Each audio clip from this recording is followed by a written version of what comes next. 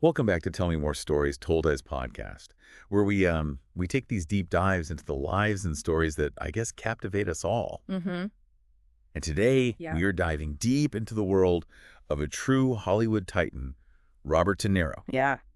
You might think you know him, the tough guy, the iconic collaborations with Scorsese. Right. But trust me, there's so much more to Oh, uncover. yeah, absolutely. I think what's fascinating about De Niro is how much his life mirrors the grit and the dynamism of the Yeah. characters that he portrays. Yeah, From his childhood in post-war New York to his rise as this acting legend, it's just a story of ambition and dedication and a touch of rebellion. okay, let's set the stage. Okay. Picture New York City in 1943. De Niro is born in the heart of Manhattan Wow. to artist parents soaking up the creative energy of the city. Yeah. But his childhood wasn't all paintbrushes and galleries. Right. His parents separated when he was young, and De Niro found himself growing up in this mix of Greenwich Village and Little Italy, Wow. raised primarily by his mother. So you can imagine the cultural influences, the street smarts he picked up, navigating these just vibrant neighborhoods. And speaking of those streets, Yeah. did you know he earned the nickname Bobby Milk because of his pale complexion? I did not know that. Isn't that funny? That's hilarious. So picture this tough guy to be as a little kid, sticking out among the kids of Little Italy. Right. Kids who would become his lifelong friends, even though his father wasn't too thrilled about it. It really speaks volumes about De Niro's character, Yeah. forming those bonds and maintaining those friendships and just defying expectations. Yeah. It's that same independent streak that would drive his acting career. Exactly. Yeah. Speaking of which, the acting bug bit him early. Oh, yeah. At 10 years old, he played the Cowardly Lion in a school play. Wow.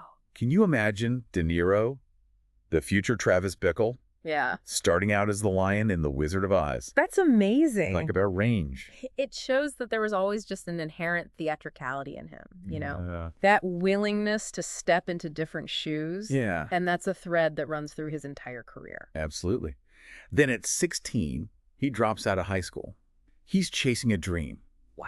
Inspired by rebels like Marlon Brando and James Dean, Right. De Niro dives headfirst into the world of acting, studying at prestigious schools like HB Studio Stella Adler Conservatory, Mm-hmm.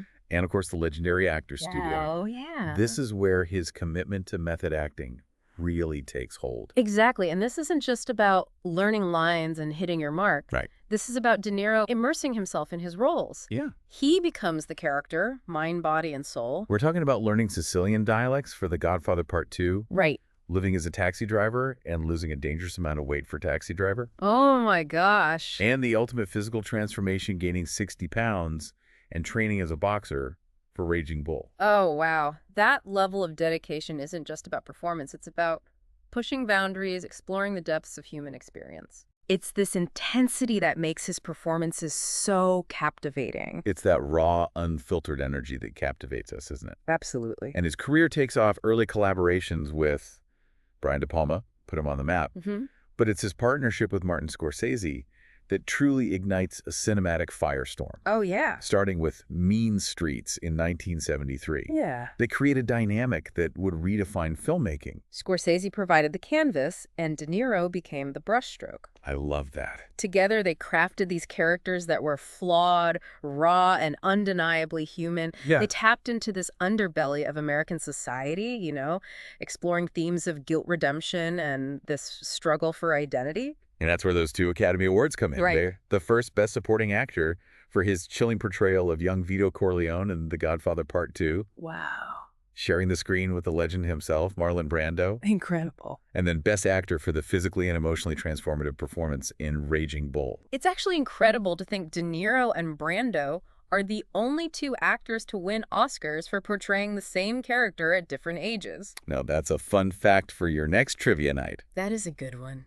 And, of course, we can't forget his iconic roles in films like Taxi Driver, The Deer Hunter, Awakenings, Cape Fear, Mm-hmm. and so many more of just his. De Niro has given us characters that have become ingrained in our culture. But there's a side to De Niro that often gets overshadowed by his on-screen persona. Right. He's not just a brilliant actor. Yeah. He's a dedicated advocate for the arts, a a shrewd businessman and a man who's faced his share of personal challenges, Yeah, you know? absolutely. So he could have easily just stuck to acting, Right.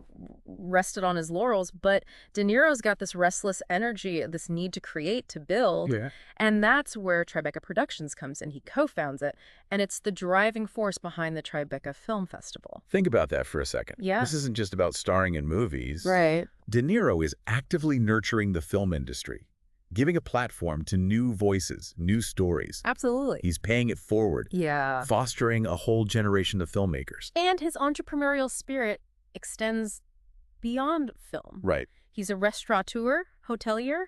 Mm-hmm. Think Tribeca Grill, a hotspot for the New York elite. Yeah. The Greenwich Hotel oozing with that chic downtown vibe. Oh, yeah. De Niro understands the power of place, of creating experiences. And then there's his stake in the Nobu Empire. Oh, yeah. High-end, sushi sleek hotels. Yeah. De Niro's got a taste for the finer things, no doubt. Right. But it's not just about the glamour. Of course not. Remember those street kids from Little Italy? Right. De Niro hasn't forgotten where he came from. He invests in his community in revitalizing Tribeca, making it a cultural hub. Yeah, but this is De Niro, right? It can't all be smooth sailing. Right. There's the Paradise Found Nobu Resort development in Barbuda. Uh-huh. This one stirs up controversy. Residents, environmental groups. They raise concerns about the impact on the island's ecosystem. It reminds us that even with the best intentions, progress can be complicated. Mm. There are always trade-offs, different perspectives to consider. De Niro's not afraid to wade into those complex issues, even if it means facing criticism. Right, and then there's that chilling incident in 2018, an explosive device addressed to De Niro. Oh, wow. The political climate was volatile, and it seemed like even a Hollywood icon wasn't immune to the tensions of the time. Talk about a reality check. I know. It's a stark reminder that fame and fortune don't make you invincible. De Niro has been vocal about his political views, and that sometimes comes with a price. Yeah, but let's not forget the personal side of the man. Right. In 2003, he faces a health scare, prostate cancer. Uh-huh. Thankfully, he undergoes successful surgery. Uh-huh. Then in 2006, he's granted Italian citizenship, Wow. adding another layer to his identity. It speaks to his heritage, his connection to his roots. Yeah. And throughout it all, De Niro never shies away from using his platform to advocate for causes he believes in. Mm. He's outspoken against fracking, and he's been deeply involved in the vaccine safety debate, Right. a topic close to his heart as a father to a son with autism. It's a controversial issue, and De Niro's involvement has sparked some really heated discussions. Yeah. But regardless of where you stand on the issue, you have to admire his courage in speaking out, even when it means facing backlash. It's that authenticity that resonates with people, isn't it? Absolutely. He's not afraid to be vulnerable, to show his human side. And speaking of human, let's talk about the lawsuit with his former employee, Graham Chase Robinson. Oh, yeah. This isn't just some Hollywood gossip. It's a window into the complexities of De Niro's world. Robinson was accused of misusing company funds, racking up these exorbitant expenses, even binge-watching Netflix on company time. Oh, But she fires back with counterclaims of harassment and gender discrimination. okay. It becomes this messy legal battle playing out in the public eye. And the outcome? Well, the jury finds that De Niro isn't personally liable for the discrimination claims, but his production company is ordered to pay Robinson over $1 million in damages. Wow. It's a reminder that even someone of De Niro's stature isn't immune to the challenges of running a business, of managing relationships, Right. It humanizes him, shows that he's not just this untouchable icon. Yeah. He's grappling with real-world problems just like the rest of us. It's a humbling realization, isn't it? And it leads us to a bigger question. What does this all add up to? What's the legacy of Robert De Niro? We've seen the actor, the artist, the entrepreneur, the advocate, even the flawed human behind the curtain. It's a rich tapestry, a blend of ambition and vulnerability and artistic brilliance and a touch of streetwise grit. Right. I mean, De Niro's journey is just a testament to the complexities of human nature, both on and off the screen. He's undeniably shaped the landscape of cinema. Oh, yeah. His performances, those collaborations with Scorsese, they've challenged us, moved us, made us think about the world in new ways. Think about the impact of the Tribeca Film Festival. I mean, De Niro could have easily just enjoyed his success, Yeah. but he chose to give back to nurture new talent. He understands the power of storytelling, and he's committed to keeping that flame alive. He's a risk taker, too. Oh, yeah. From those early days dropping out of high school to pursue his acting dream to venturing into the world of business, De Niro's never been afraid to step outside his comfort zone. And that includes his willingness to speak out on these controversial issues, Right. like the vaccine debate. Right. Whether you agree with his stance or not, you have to respect his commitment to what he believes in. It's that authenticity that sets him apart. Yeah. He's not afraid to be vulnerable, to show his flaws, to stand up for what he believes in, even when it's unpopular. And maybe that's the key to understanding Robert De Niro. You know, he's not just an actor, he's a force of nature. Yeah. He's a product of his environment, of his experiences, of his passions, and he's not afraid to let those complexities shine through. So where does that leave us?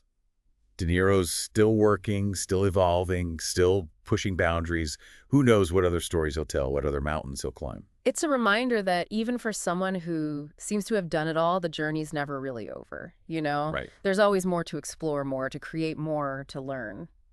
And maybe that's the takeaway for all of us. De Niro's story inspires us to embrace our passions, to challenge ourselves, to never stop growing.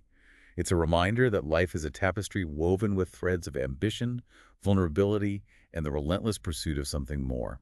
Thanks for joining us on this deep dive into the world of Robert De Niro.